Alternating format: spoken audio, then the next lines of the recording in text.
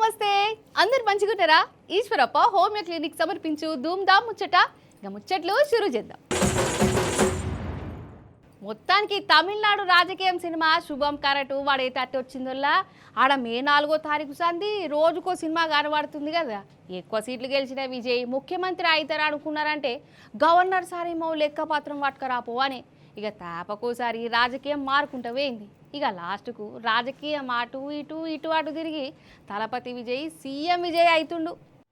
అమ్మయ్య మొత్తానికి యాక్టర్ విజయ్ ముఖ్యమంత్రి విజయ్ అవుతుండులా. ఇక అవుతాడు అగవుతాడు అవుతాడా గాడా అని జర సస్పెన్స్ సినిమా లెక్కనే నడిచిన తమిళనాడు రాజకీయం ఇక ఇప్పుడు లాస్ట్కి వచ్చింది. ఇక విజయ్ విమానం తిరుడు ఒకటే ఉన్నది, అసలు సినిమా అటెంక కూడా ఉంటది అనుకోరి. కానీ ఇప్పుడైతే పెద్ద గండం గడిచింది.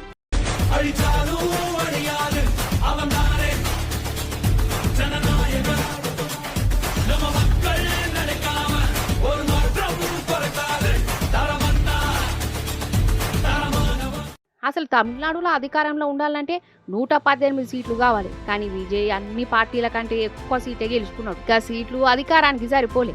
కాంగ్రెస్ వాళ్ళు గెలిచినా ఇంకా తక్కువని పడ్డాయి. అయినా కానీ వారం 10 రోజులల్లా వాళ్ళను వీళ్ళను కలుసుకొని అటెంక బలం చూయించచ్చులే అనుకొని గవర్నర్ సార్ కాడికి పోయి విమానం దినిపి అని అడిగింది. ఇక ఇంకేమి విజయ్ 7వ తారీఖు నాడు విమానం తింటాడని అందరూ అనుకున్నారు. కానీ గవర్నర్ సార్ కరెంటు షాక్ ఇచ్చే 118 మంది లెక్క పట్టుకరాపు అని పంపిండు. కానీ గంతమంది ఇల్లేరాయే ఏమవుతుందో అనుకున్నాం, రాజకీయం ఎటు తిరుగుతుందో అనుకున్నారో లాస్ట్కు డిఎంకే కూటమిలో ఉన్న కమ్యూనిస్టులు ఇంకో 2-3 పార్టీలు విజయ్తో చేతులు కలిపింది. ఇక అధికారానికి కావాల్సిన సీట్లు దాకిని ఇక గా లిస్టు పట్టుకొని గవర్నర్ కలిసిండు విజయ్ అన్న.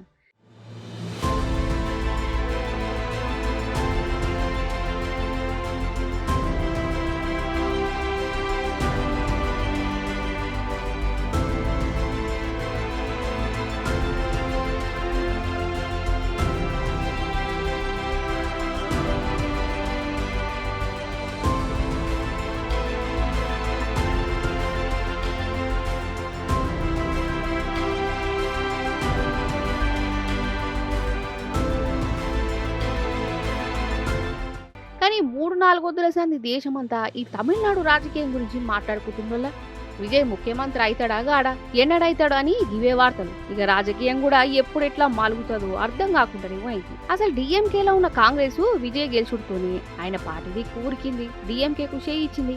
కానీ కడమ పార్టీలు మాత్రం అట్లా పోలి. లాస్ట్కు స్టాలిన్ సారే నీ ఇష్టం పోతే ఓరి అని చెప్తేనే వీళ్ళు విజయ్ పార్టీకి మద్దతు ఇచ్చింది. కానీ కాంగ్రెస్ మాత్రం మల్లో మల్కా మోసం అంటే మోసం చేసిందని ఇప్పుడు డిఎంకే గరమైతుందోలా. ఈ కోపం ఏడిదాకా పోయిందంటే పార్లమెంట్లో మాకు వాళ్ళ పక్క వంటి సీట్ అద్దే అద్దు, వాళ్ళ కూటమిలా లేనేలేము, ఇక మేమాలకు వాళ్ళ అలాగని డిఎంకే అనే కాడికి వచ్చింది. అంటే ఇప్పుడు డిఎంకే పార్టీ నుండి కూటమిలా లేదన్నట్టు. ఇక ఇంకో దిక్కు విజయ్ ముఖ్యమంత్రి అవుడు ఖాయమని ఏర్కవుతూనే తమిళనాడులో ఆయన ఫ్యాన్స్ది ఒక సమరాల. ఇన్నొద్దుల తలపతి విజయ్ అని పిలుచుకున్నోళ్ళు ఇప్పుడు సీఎం విజయ్ అని పిలుచుకుంటామని సంబరపడుతురు.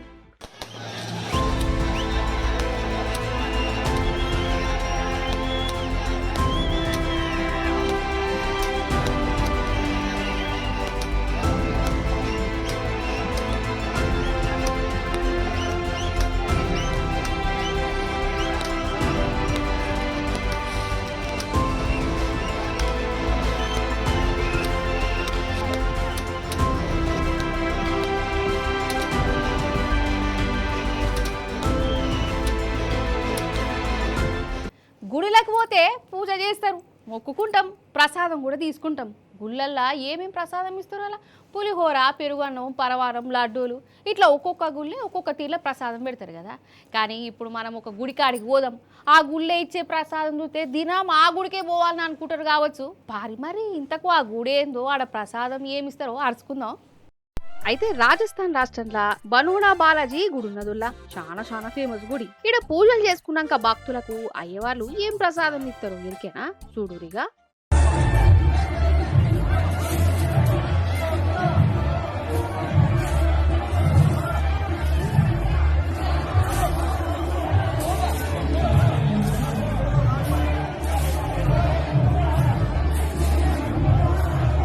చూసిరా నిజంగా పైసల బిల్లలే, చేతికి ఎన్నత్తే అన్ని ఈ పైసలే ప్రసాదం వల్ల. అగు చూడురి ఒక్కొక్కరు ఎట్లా అందుకుంటుర్రో మొక్కుంటా. ఈ పైసలన్నీ ఎక్కడి అంటే ఇవి కూడా భక్తులు ఇచ్చినాయి. భక్తులు కానుకల కింద ఆ పైసలు అయితే ఈ గుడోళ్ళు ప్రసాదం కింద వాళ్ళ పైసలు వాళ్ళకే ఇట్లా ఇస్తురు అన్నట్టు. ఇట్లా ప్రసాదం కింద ఇచ్చిన పైసలను మంచిగా దాచిపెట్టుకుంటా అనుకున్నట్టు జరుగుతాయని నమ్మకం. ఇక మొక్కిన మొక్కు తీరినాక ప్రసాదం ఇచ్చిన ఈ పైసలకు ఇంకా కొంత జమ చేసి మళ్ళా గుడికే ఇస్తారట భక్తులు. మంచిగా ఉన్నది కదా రాజస్థాన్ గుళ్ళే ప్రసాదం. ఇప్పుడు ఇంకో జాగలకు పోదాం రారి, ఇటు చూడురి. ఏందిదంటారా, ఈ మహానుభావుడు బిస్కెట్ బాబా అనటనులా. సరే బిస్కెట్ బాబాను చాక్లెట్ బాబాను ఏదైతే ఏంది గాని ఏం చేస్తున్నారు అసలు అనుకుంటారు కావచ్చు. బిస్కెట్లను నానబెట్టి వాటిని నీళ్ళలో కలిపి ఈ బాబా వారికి తానం చేపిస్తున్నారు అన్నట్టు. ఇక తానం చేయించడం ఈయన పెయ్యి మీద పోసిన బిస్కెట్ నీళ్ళనే ఈయన భక్తులకు ప్రసాదం కింద ఇస్తారు. వాళ్ళు అదే అమృతం అనుకుంటా ఈ బిస్కెట్ మురుగును దాగి సంబరపడుతుంది. ఇక చెప్పు కథ.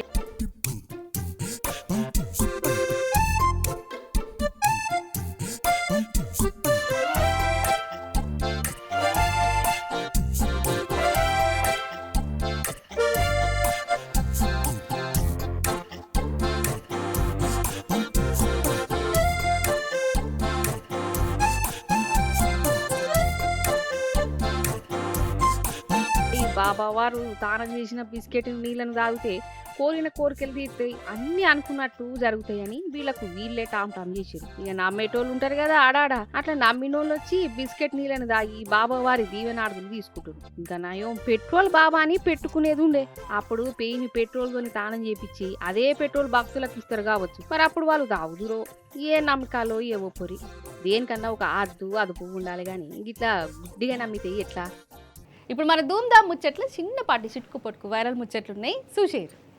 నిజంగా బయట ఏమన్నా తినాలే చేయాలి అన్న పానం గజ్జుమంటున్నది కదా. ఏది నక్లులో సమాజ్ అయితే లేదు. బీహార్ రైల్వే స్టేషన్ లా దోసకాయలు అమ్ముతున్నది ఒక అమ్మ. చుట్టుముట్టు పోలీసు వాళ్ళు ఉన్నారని గింత కూడా పట్టించుకోకుండా చేసే పని చేస్తూనే ఉన్నది. మంచిగా మందులు కలిపిన నీళ్ళలా దోసకాయలను ముంచుకుంటా ఎట్లా తీస్తున్నది చూడు.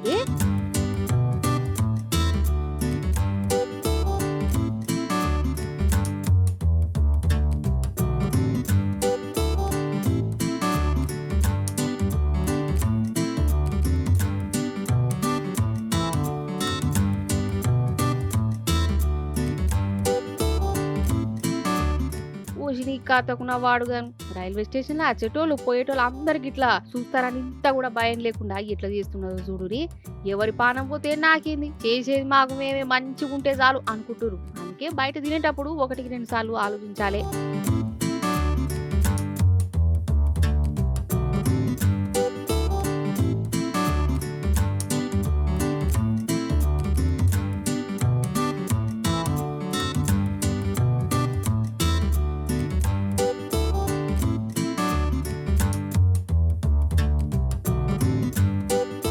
ఇప్పుడు ఇటు చూడురి. మరి యావు ఎందుకు ఇల్లెక్కింది? దోస్తుగానితోని ఏదైనా గొడవైందా, లేకపోతే నా దోస్తుగాడు ఏమన్నా అన్నాడా కనిపిస్తలేడని ఇట్లా ఇల్లెక్కి చూస్తున్నదో? ఎక్కనైతే ఎక్కింది గాని మరి దీన్ని దించుడు ఎట్లా దించుతారో ఏమో అంటారు ఈ వీడియో చూసిన వాళ్ళు. పాపం ఆ ఇంటన్న రేకులన్నీ పాడైపోయినాయి కదరా నాయన.